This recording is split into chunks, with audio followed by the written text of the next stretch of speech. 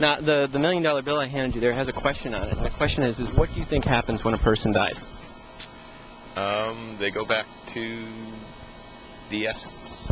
Like, I don't really know if there's a heaven or if there's a hell or if there's like a designated place that you go to where you're consciously aware of where you're at. But I believe that inside of every one of us, like whether you call it a soul or you call it energy or whatever you may call it, I believe all that stuff goes somewhere. And whether you're a plant or something like that, from decomposing and turning into soil or something like that, your energy is going to go somewhere. And what was your name? I'm sorry. My name is Tim. Tim, where'd you get this understanding from? It's just something I believe. I don't know. That's just the way I interpret things. Did you have any kind of Christian background? No, I'm actually Irish Catholic. Irish Catholic, so it's not Christian? Oh. Okay. Well, I mean, I'm not really practicing my religion like 100%. There's a lot of things I believe and a lot of things I disagree with, and like anything, I mean, I form my own opinion and kind of run with that. Although, you know, I got to say I'm Catholic, you know, but I'm not really Catholic, you know what I mean? So this whole essence thing, is God the judge of all that? I mean, is there? How do you view it? There's a power, yeah. I believe there's a God, but I don't necessarily know or if it's right for me to believe that He's gonna, you know, keep me up there and like put me in this nice place up in the clouds or something when I pass. I don't know what He's got planned for me. Like, I could, I don't know. Well, one of the things like we share with this is that we're Christians, right? And one of the things that we believe is that God is going to, at some point in time, judge this world in righteousness, right? And that our soul, the soul that we have, is going to, we have a choice. We have choices to make. We have that free will. Kind of like something about what you were talking about in the sense where we have this. I don't know. I can't really say that. I can't agree with the whole essence, you know, or the, you know, it's almost like what you're saying to me is that when it's over, it's over. Well, not really. I believe in eternal life. I just don't believe that we're always going to be in this body that we have right now, and I don't know if we're going to be up in a spiritual form, like up in the heaven somewhere. I mean, but I believe we could be somewhere, whether we're a plant, a tree, a bird, a bug, a dog. The Bible speaks that there is a heaven and a hell. Jesus spoke about hell twice as much as He did heaven. But yet, you know, some of the things is that when we talk about, like we're talking about, if you read that thing, it would say something. It would say, do you think that you're a good person? Do you think you're a good person?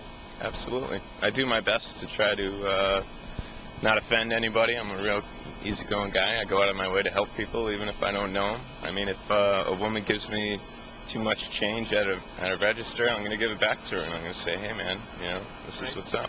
So if we looked at, say, like the 10 Commandments, the moral law, you know, those 10, simple 1 through 10, if we looked at a couple of those and asked you a few questions, would that be all right? Yeah, sure. Okay.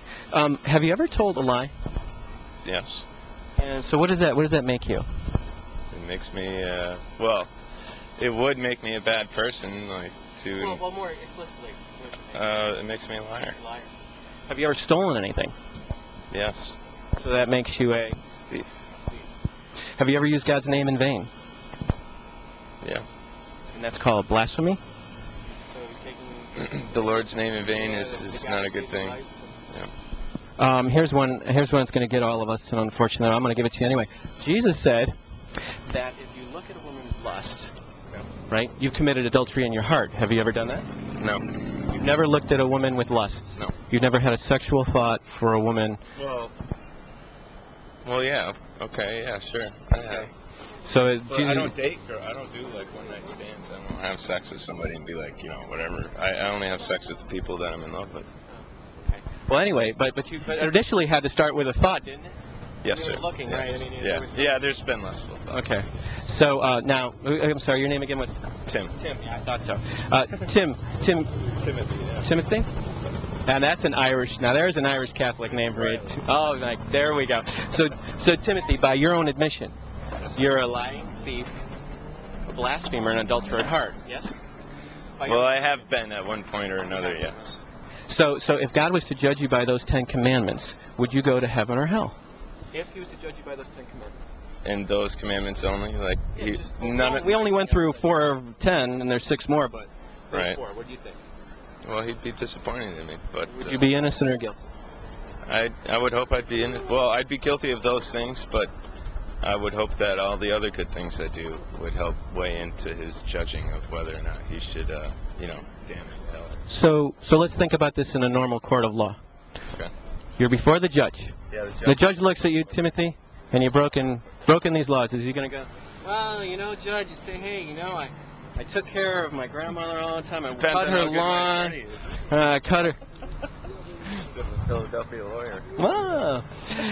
But do you think the judge should go, oh, yeah, all that good stuff's fine? He would say it has nothing to do with the case. Throw the book at me. You're absolutely right. So if we look at God being a just judge of this universe, then if you'd be innocent or guilty, you think?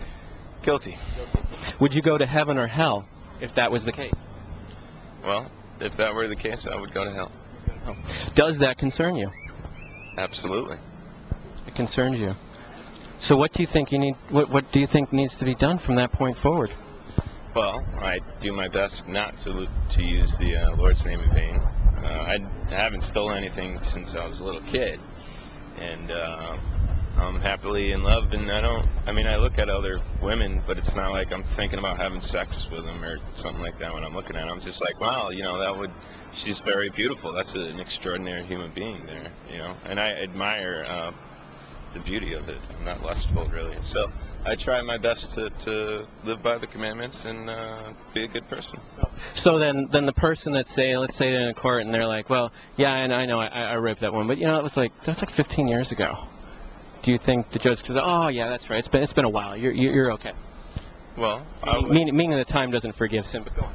Well, time doesn't forgive sin, but as long as we all have time here, I think we need to be understanding of one another and realize that we're all just human. And some mistakes are, pretty bad, and they should never be. Everything should always be forgiven, but there's some things that you can't forget about. And I'd like to think that I've never done anything that people can't forget about. I haven't never done anything really. And you know what the issue becomes is that we look at our sin as horizontal, when really it's vertical. Right. And you're saying that you're hoping that other people will forgive you, and they probably will. But unfortunately, God looks at it and says, time doesn't forgive sin. He looks at today as, yes, it's all the same to him.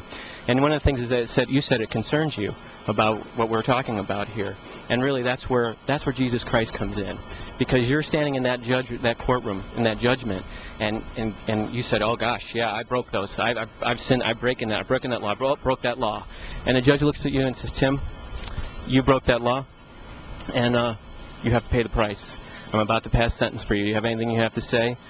And you know what? Other than that, he says, it's going to be $100,000, Tim. And you look at yourself and you say, I don't have the money.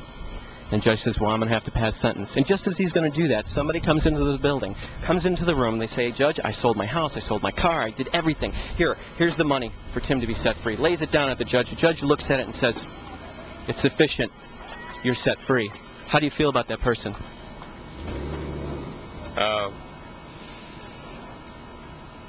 The person that set me free, I would owe him my life. Well, yeah, I would owe him my life. I'd be very thankful, and I would have to do something to honor my respect. That's Jesus Christ. Yeah. He came and he paid that price for you, so that when you stood in the judgment in the courtroom of God, you would be set free. How about that? It's very nice, but I have to get a picture of my girlfriend. Pause. All right. I'll get her going.